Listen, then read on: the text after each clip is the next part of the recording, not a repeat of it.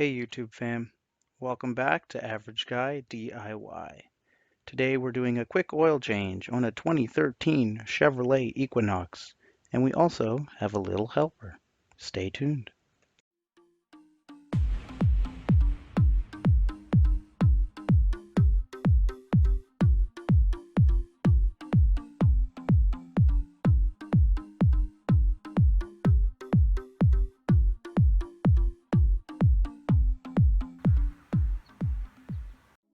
So what we have here is a 2013 Chevrolet Equinox. It's my brother's and it's due for an oil change. We do not have any lifts, so we will be crawling under it to crack the oil pan drain plug, and it also has a special filter, so it's pretty cool, and I'll show you guys how it works. So before we begin, you will need a few tools to do this oil change, starting with an oil drain pan and a filter. Then you need the proper oil. For this vehicle, it takes a semi-synthetic or a Dexos, so we're going to be using a fully synthetic oil, 5W30. The next thing you would need to purchase if you don't have is a universal joint. You will need this to get in and crack the filter loose. Lastly, you will need the filter cup attachment to loosen off the oil filter. All these parts can be bought at your local parts store. So the very first thing you want to do is remove the oil cap. As you can see here, this does require Dexos semi-synthetic oil, but we used fully synthetic in this one, which overrides that. Both types of oils can be found at your local parts store. Next step is going to be to crack the oil pan drain plug loose. My nephew is going to hold up the tool we are going to need for this. It's a 15mm socket. To refrain from stripping the bolt, you want to make sure it's on there snugly. And that's it for that part. Just crack it loose and let it drain until it's completely empty. Now here's the tricky part. It will drain and look empty, but then when you crack the filter above the engine, more oil will pour out. So now we go take out the filter. So this is what the oil filter looks like, and it's located under the hood of the engine, not under the car. You will need a ratchet extension, a universal joint, and the filter cup to get at this filter. As you can see, the universal joint allows us to bend the ratchet while still cracking the filter loose. Once the filter is cracked loose, you can just unscrew it with your hand. You'll notice once you crack the filter loose, more oil will come pouring out of the drain pan. Once you get the oil filter out, it will look something like this. At this point, I like to pour some new oil through just to clean the crankcase out and wash out any debris that might be sitting on the bottom of the pan so that my oil is nice and clear. And before I continue, I make sure the oil coming out of the engine is nice and clear.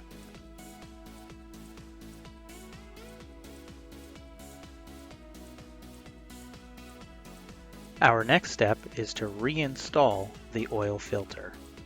As you can see, it comes with a little rubber gasket, which is a small ring that needs to be replaced on the filter cup. The neighbor came over to supervise just to make sure we were doing everything properly. To get the tiny gasket off the filter cup, you will need a tool, something like this, just a flathead screwdriver. So you take off the old rubber gasket that's at the bottom of the filter cup, which usually takes a second or two.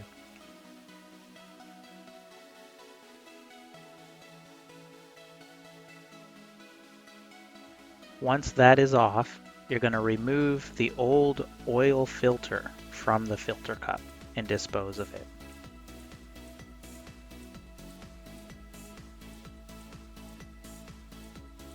Next, you're going to install the new rubber gasket at the bottom of the filter cup.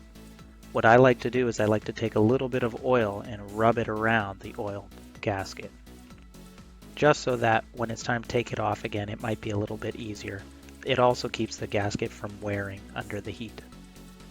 Next, we install the new oil filter, which basically just pops in place. It doesn't require a lot of force. Decided to let my employee have a quick 15-minute break.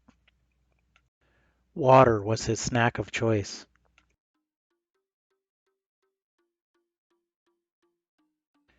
Next, we reinstall the oil filter, and we tighten it by hand. Once we can't tighten it anymore, we'll switch over to the ratchet. Again, with that universal joint, it allows us to get in there and tighten the oil filter on an angle.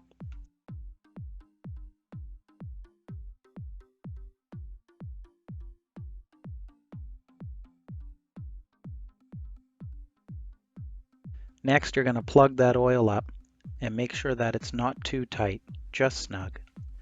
Coming into our final stages of the oil change, we're going to pour some synthetic 5W30.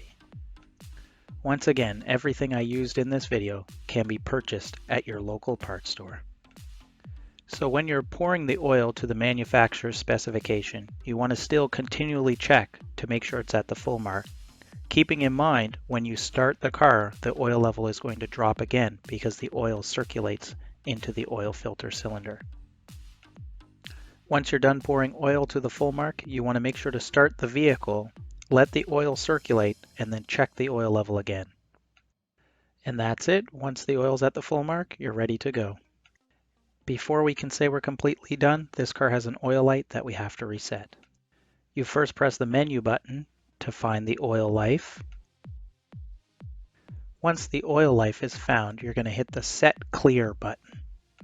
It will then take you to a reset confirmation screen. The up and down arrows will allow you to make a selection.